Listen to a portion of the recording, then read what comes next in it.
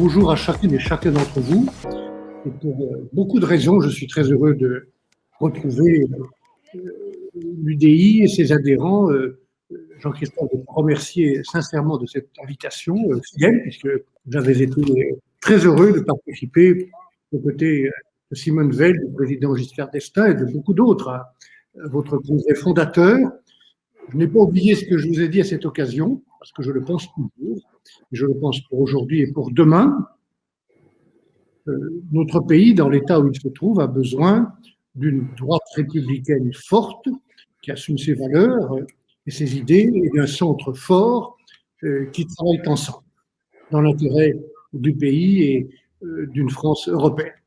Voilà ce que je vous avais dit au congrès dont tu as rappelé le moment, le mois d'octobre, et je pense toujours ça.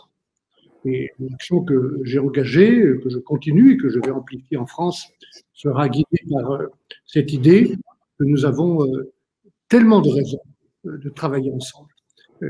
Cet équilibre dont notre pays a besoin.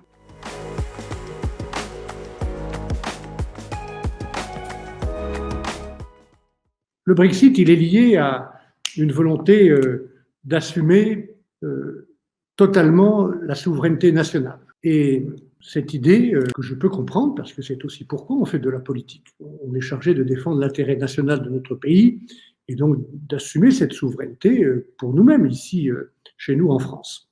Les Britanniques, sous l'impulsion d'un certain nombre d'hommes et de femmes politiques du parti Tory, l'impulsion d'hommes et de femmes qui ont quitté le parti Tory pour, à l'époque, constituer le parti UKIP, nationaliste, avec le soutien d'un certain nombre d'acteurs de la City, fonds d'investissement qui voulaient se libérer des règles européennes qu'ils n'aiment pas, parce que ces règles, je les connais bien puisque je les ai en partie reconstruites comme commissaire européen. C'est des règles qui obligent à de la transparence, à une limitation des bonus, à davantage de responsabilité, je vais dire de morale ou d'éthique. Ça les empêche de spéculer tranquillement et donc ils voulaient s'en échapper. Mais ces groupes-là, souverainistes, nationalistes et acteurs financiers, quelques autres, ont surtout su exploiter la colère sociale.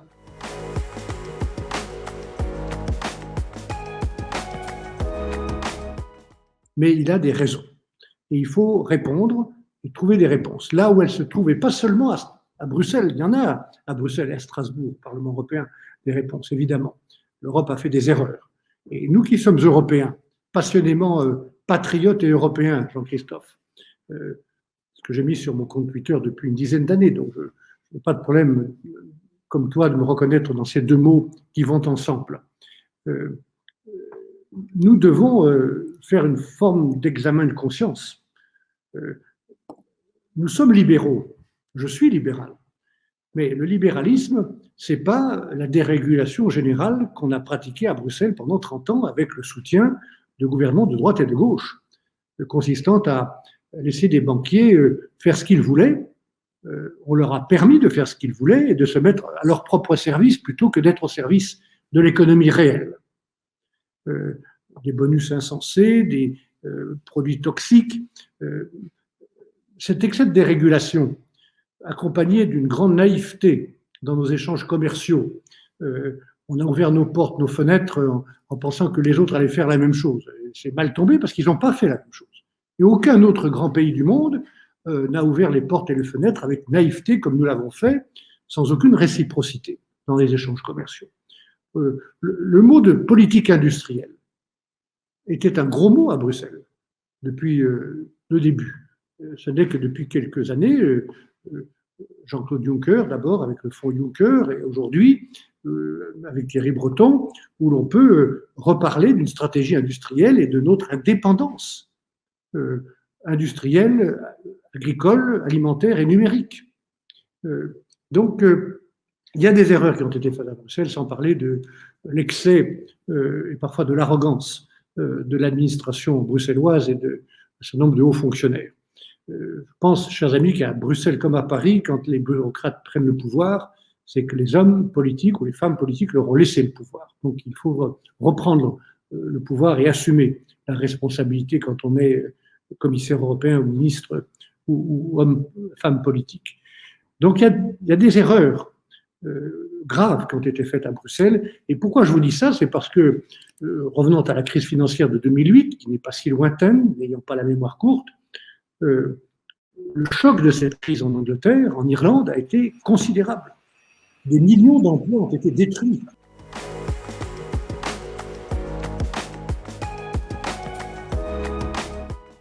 Dans les semaines qui viennent, les mois qui viennent, au niveau national et européen, un examen, une évaluation, par François Savoyard, on dirait un screening de toutes les compétences européennes pour voir si elles ont toujours la même valeur ajoutée qu'il y a 30 ou 40 ans.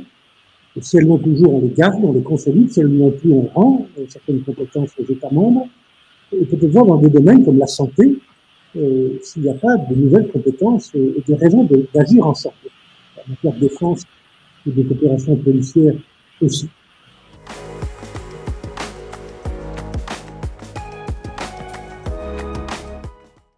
Moi, je pense qu'il faut faire très attention à préserver le souhait que chaque citoyen, chaque peuple a de garder sa différence, son identité nationale, c'est pas un gros mot, sa culture, sa langue, son drapeau, et donc préserver cette construction forcément complexe qu'est l'Union européenne. Il n'y a pas un peuple européen, il n'y a pas une nation européenne, il n'y a pas un État européen, il y a 27 peuples, 27 nations qui mutualisent, c'est un mot que j'aime bien, leur destin et qui partagent des politiques et une partie de leur souveraineté tout en additionnant ou rendant solitaire l'exercice de leur souveraineté nationale dans beaucoup de domaines. Donc voilà, ça c'est un premier point important, surtout en ce moment, et c'est une des leçons, Louis, James, chers amis, que je tire du Brexit. Ne donnons pas aux populistes, aux souverainistes, aux nationalistes, c'est plus grave que ça, aux nationalistes, l'argument de dire que parce que nous sommes pro-européens, nous voudrions nier ou effacer l'identité nationale. Deuxièmement, comme nous l'avons dit les uns et les autres, il y a un exercice à faire pour vérifier les sujets. En langage techno, on appelle ça la subsidiarité, un mot que le président Giscard d'Estaing utilisait souvent, disons la valeur ajoutée des politiques européennes. Où se trouve, James, tu parlais de l'efficacité, où se trouve l'efficacité pour les citoyens? C'est peut-être dans des domaines où nous étions ensemble, plutôt maintenant au niveau national.